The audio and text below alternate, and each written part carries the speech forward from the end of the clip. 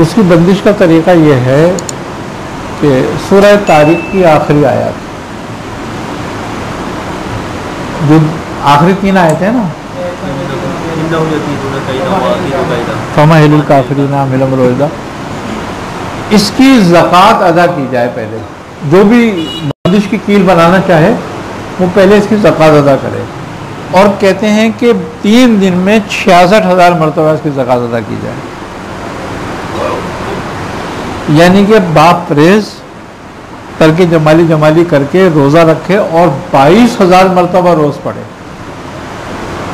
और 3 दिन में इसकी ज़कात अदा कर दे 66,000 मरतबा। अब वो इस पर आमिल हो गया।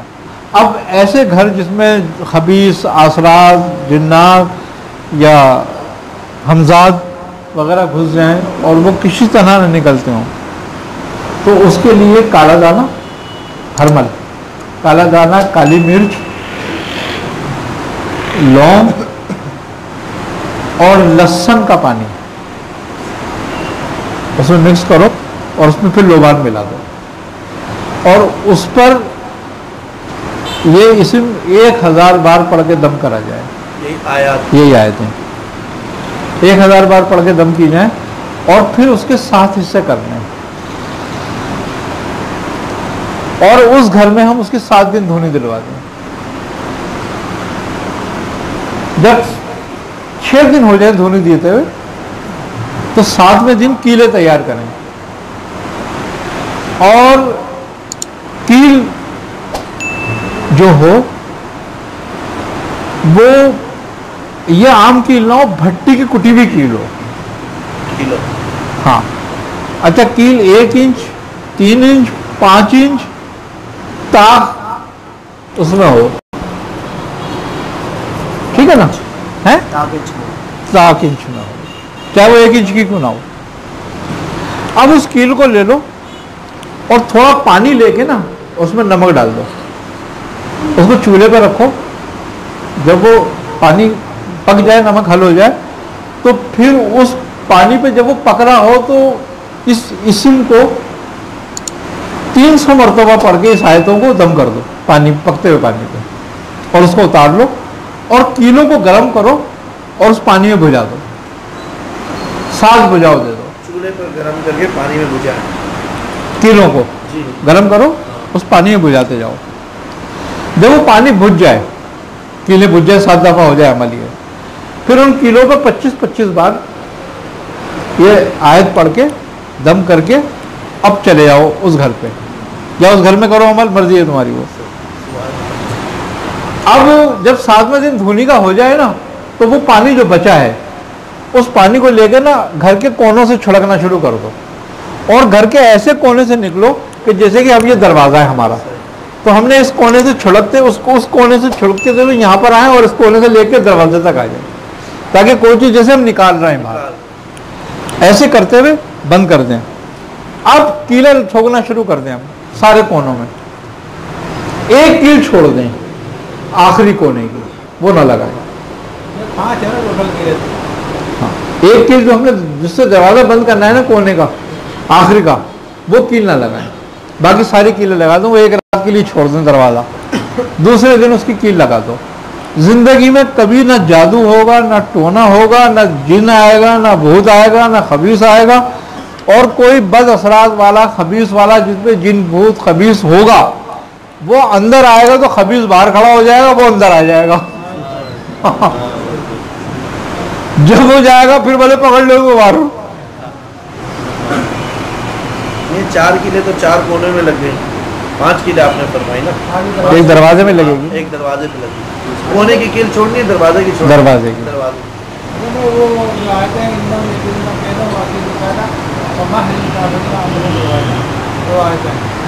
तीन है, 3 आए थे।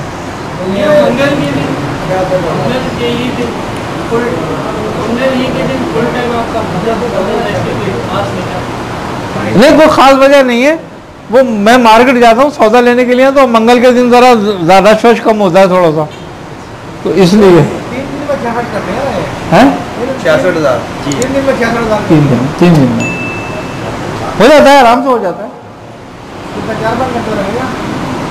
नहीं 6 घंटे लग जाते हैं, वो आपकी मर्जी है, आप उसको हिस्से करके पढ़ लें।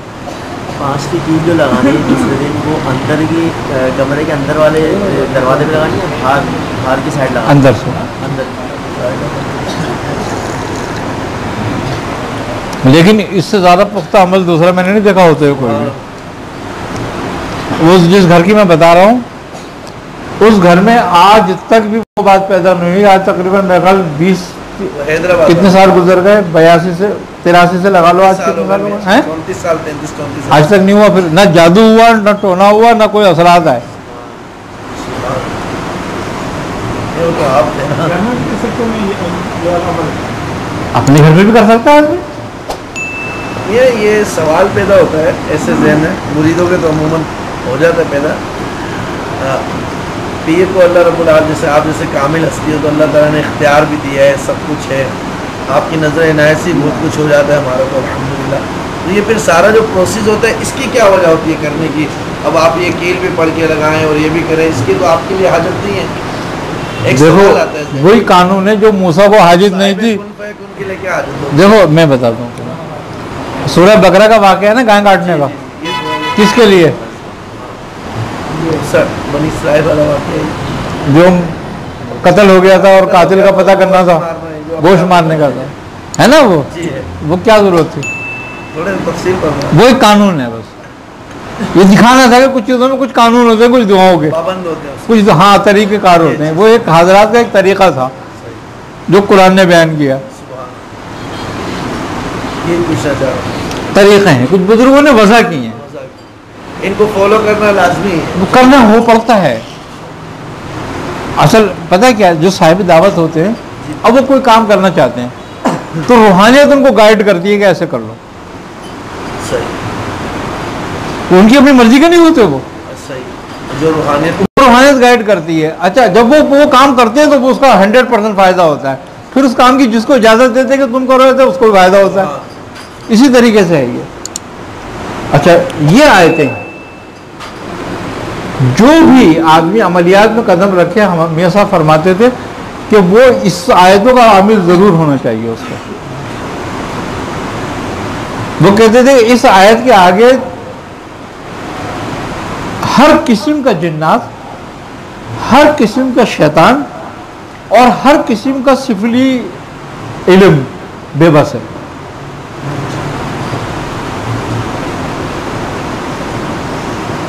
वो कहते थे सिर्री आयतें हैं ये,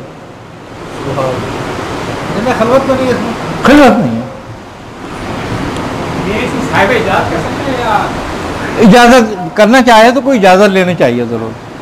हाँ, फ़ायदा इजाज़त का होता है, लेकिन ये है कि ये आयतें बेहतरीन जिन्नात, जादू टोना, आसे, भूत, परीत, खबीस, हशरातुल अर्द,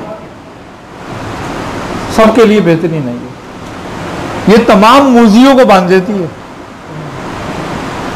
हाँ, उसमें चाहे इंसानों में से हो, जिन्नातों में से हो, जानवरों में से हो, सबको बांध देते हैं। हाँ, ये अगर कोई खिलाफत बाइजाज़त हो, खिलाफत बाइजाज़त हो तो उसको इजाज़त हासिल कर।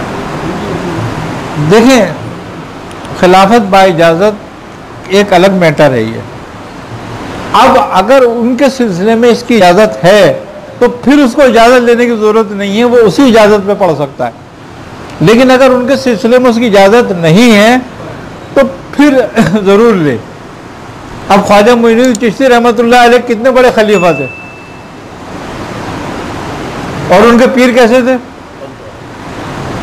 ख्वाजा उस्मान हारूनी रहमतुल्लाह अलैह। लेकिन जब जिक्र से पाया का वक्त आया तो उन्हें हजरत शाह अब्दुल रज़्ज़ाक़ कादरी रहमतुल्लाह अलैह की खिदमत में हाजिर होना पड़ा।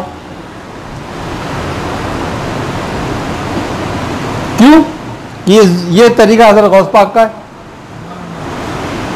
आप उनके तरीके के अमीन थे, उनके जानशीन थे, तो आपसे जाके इजाजत ली आपने से पाया की, वरना आपको क्या जरूरत थी इजाजत लेने की?